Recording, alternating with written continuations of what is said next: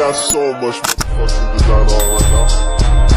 Bring it down, bring it down, make it come. I got 3 whole thoughts on the block. Bitches on my line, and you know. Konnichiwa, halo teman-teman semuanya, balik lagi bareng aku, Glenn Ansky Nathanael. Hari ini kita bakal bahas satu materi statistika yang katanya suka bikin pusing, yaitu uji hipotesis.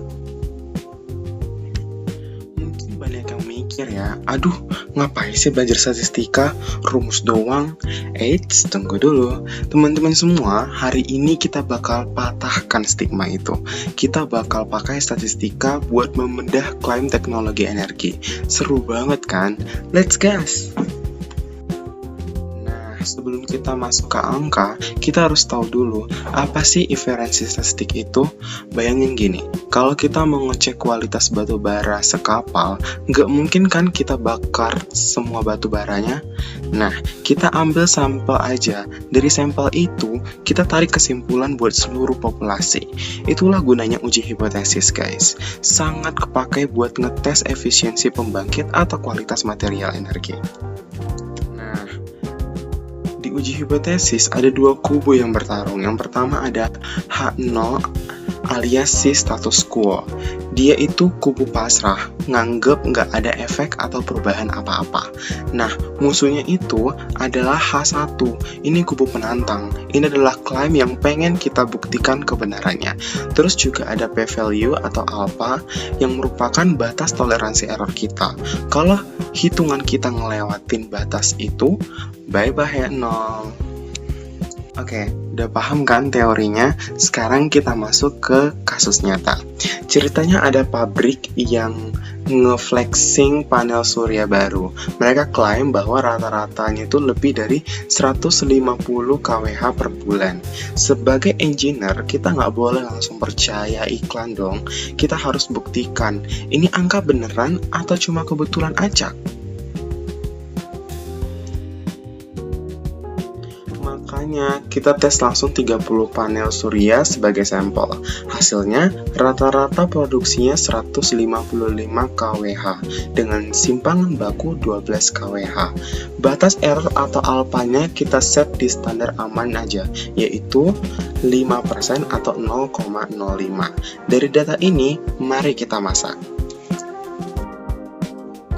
Nah, langkah pertamanya itu kita bikin rumus H0-nya adalah rata-rata kurang dari sama dengan 150, sedangkan H1-nya rata-rata lebih dari 150. Pause dulu deh videonya sekarang, coba tebak dan tulis di komen kenapa kita pakai tanda lebih besar dan pakai uji 1 arah kanan. Aku kasih waktu 3 detik ya. 3, 2, 1. Ya, benar banget, karena klaim si pabrik tadi bunyinya lebih dari. Nice one. Nah, langkah keduanya nih teman-teman, kita tentuin batas jurangnya. Karena sampel kita itu 30 dan itu lumayan banyak, kita pakai distribusi Z. Dari tabel Z, untuk toleransi 5% atau 0,05, nilai batasnya itu adalah 1,645. Ingat angka ini ya, 1,645. Kalau hitungan kita nanti lebih gede dari angka ini, berarti H0-nya langsung kita tolak mentah-mentah. Nah, buat ngebuktiin klaimnya, kita harus cari nilai standar yang namanya Z-score atau Z-hitung. Rumusnya gampang banget teman-teman, yaitu Z sama dengan X bar dikurang mu0 per S per akar N.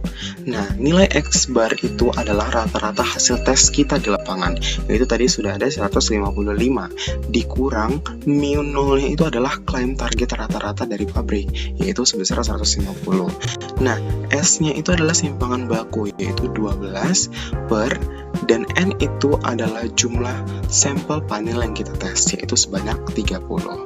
Z ini bakal ngasih tahu seberapa jauh jarak hasil tes real kita dari angka klaim pabriknya, tentunya dengan mempertimbangkan seberapa banyak panel yang kita udah uji. Nah, sekarang waktunya kita eksekusi.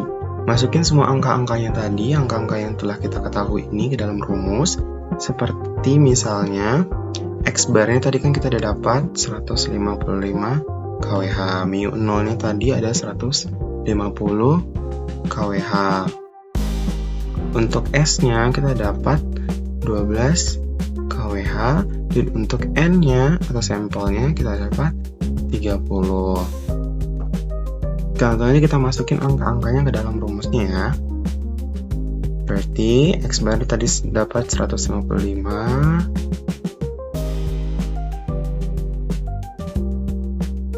dikurang mu 0-nya ada 150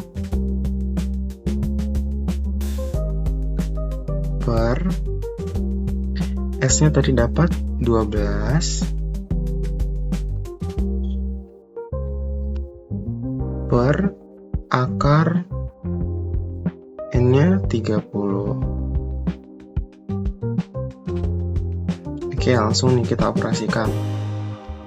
155 dikurang 150, berapa teman-teman, ada yang tahu?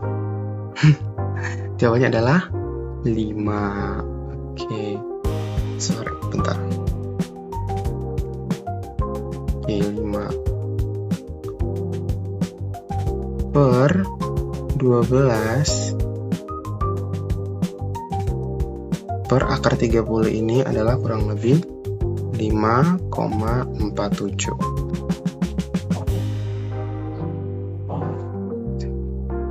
Sama dengan 5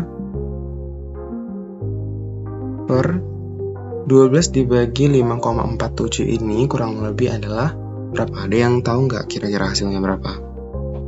Yap, bener banget, 2,19. Dan hasil akhirnya adalah jeng.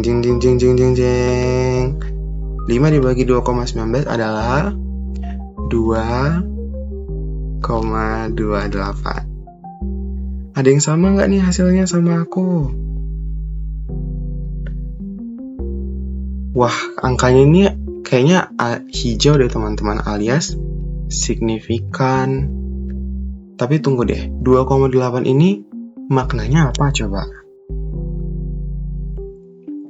Nah, biar gampang bayanginnya, lihat grafis ini.